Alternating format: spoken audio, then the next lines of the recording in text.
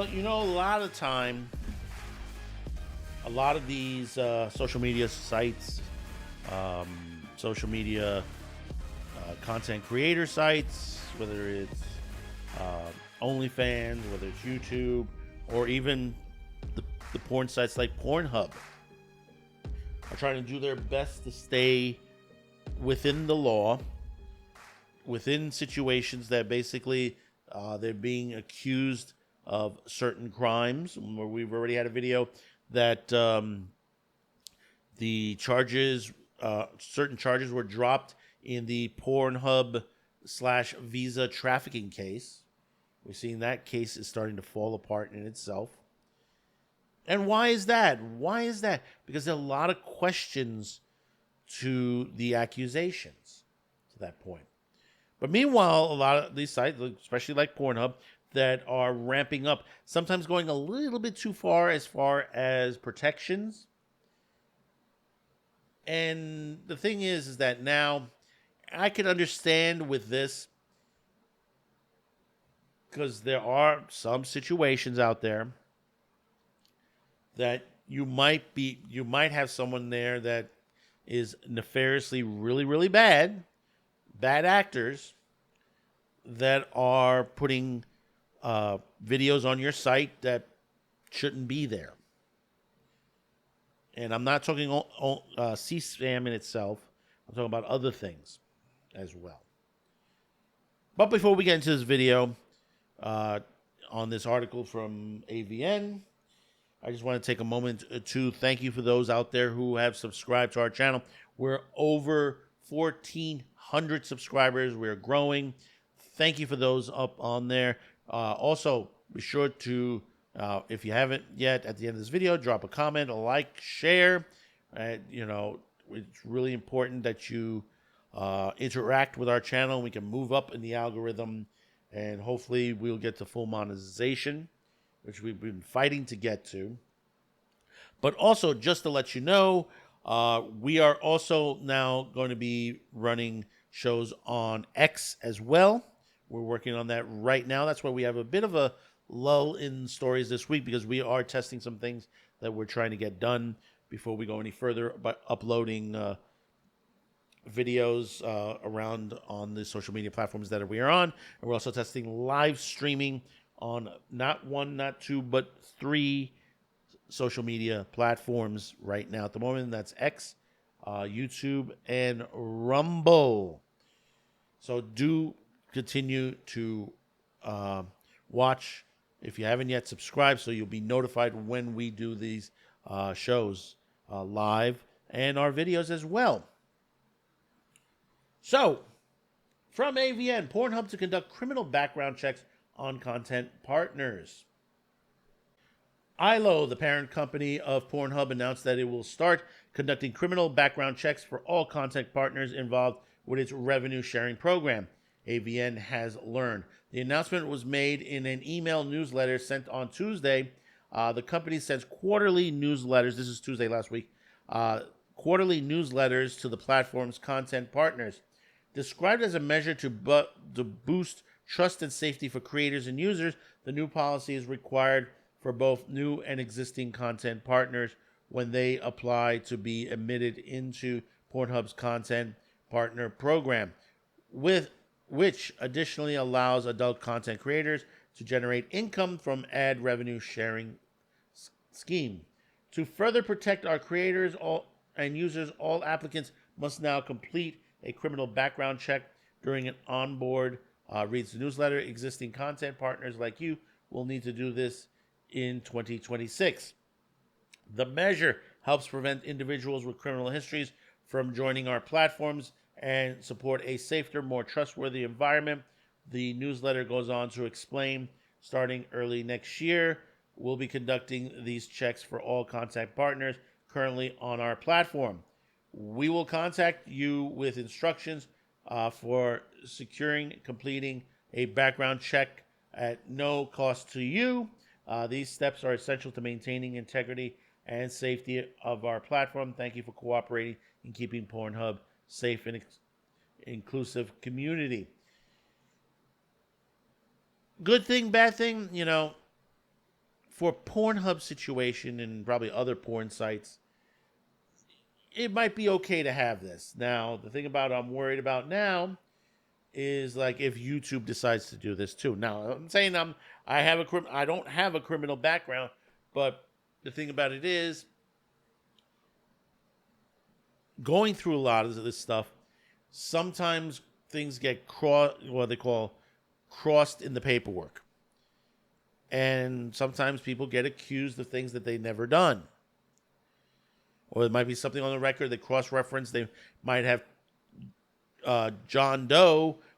There might be two John Does in the same city that basically have similar descriptions, and basically one committed the crime and the other one don't. And sometimes the paperwork will cross over on that, and that's happened. That's happened to people where they've had to go in and fix, their background checks to that point. Now, what is Pornhub looking for? What is Aylo looking for? They're looking for the traffickers, the drug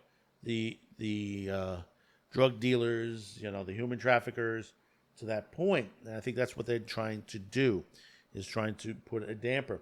But the thing is, when you look into the perspective of a lot of the people that are on OnlyFans, Pornhub, X videos, and all that, they're mostly themselves. They're single they're single content creators that create their own videos. Some of them are really, I'll tell you, there are some that are from an adult, for someone working in the adult industry, as long as, for the years that I've worked in it and worked with people around me in the adult industry, some of them are real good. Some of them are hampered back to the public access days for us. I've talked about this before. I mean, we had here in New York City, public access television, and which I was a part of on there back in the day. We did multiple shows, and we worked on other people's shows as well. If you're familiar with our Rabbitsy Rabbit line, which we were showing on this channel. Basically, there were shows that were of adult nature, and that was on Channel G, what they called Channel J at the time.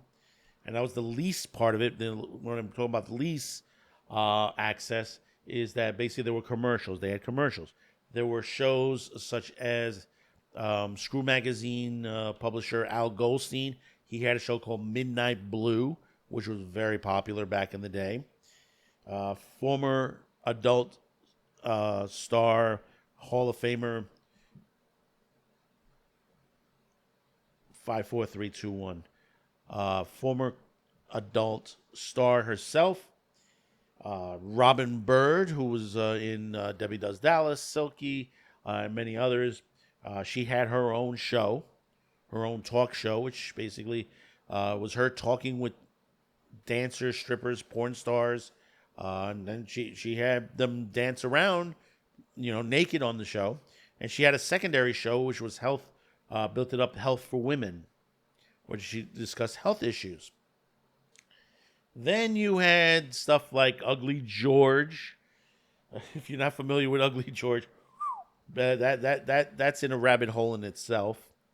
Basically, it's a guy going around New York trying to pick up girls to bring them back and shoot them in the, do sort of like a mini adult film, what they call the Polish Penthouse, that, as he would say.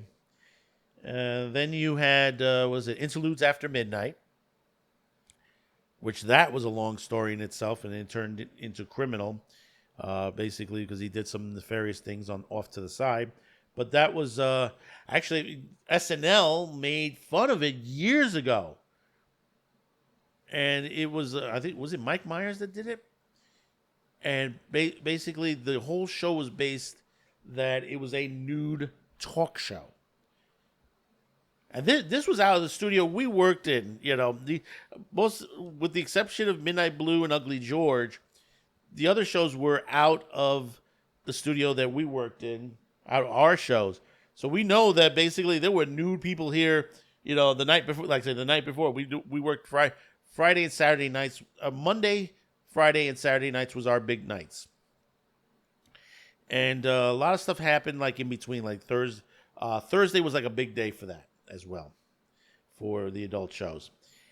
And Midnight Blue was on Friday nights, obviously, but that, like I said, those were pre-tape at their studios. But Interludes After Midnight was literally a nude talk show that people would come in and he would interview them and they would be butt-ass naked. Innovative, at that time period. Other, Playboy's done something similar to it and many others. But at the time period, that was something new, very new.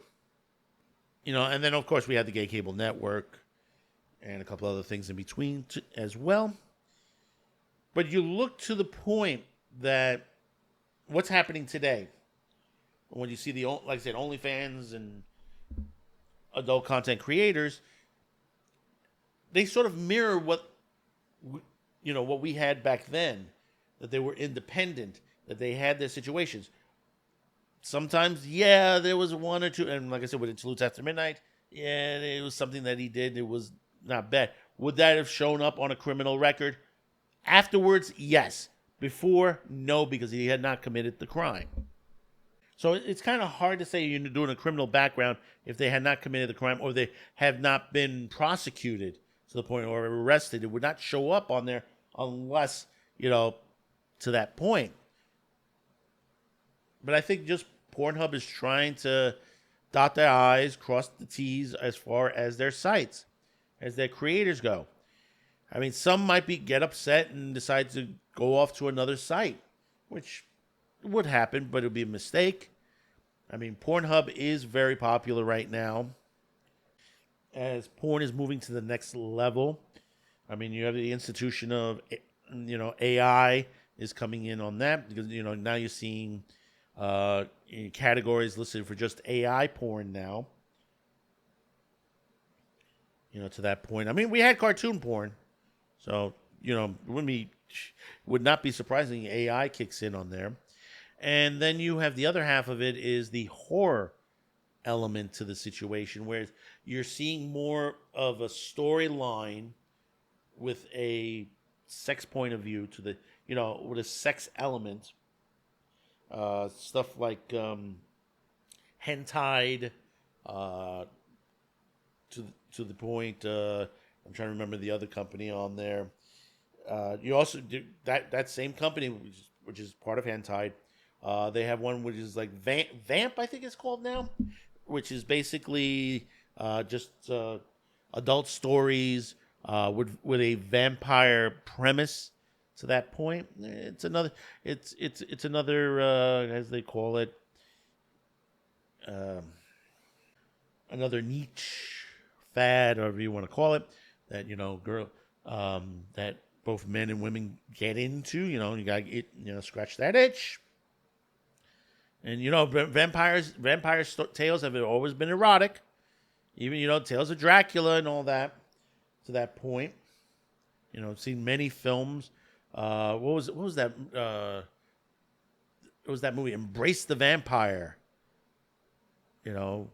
That was like really popular back in the day, but the actress involved she's gone crazy these days. And you know who I'm talking about. For those of you who haven't seen that film.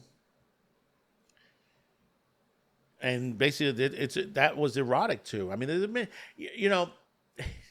I have to laugh to the situation to this day when they criticize pornography, but meanwhile, Hollywood has been creating their own version of pornography for many decades now. Since the lifting of the Hays Code, to the point. But like I said, take it what it will.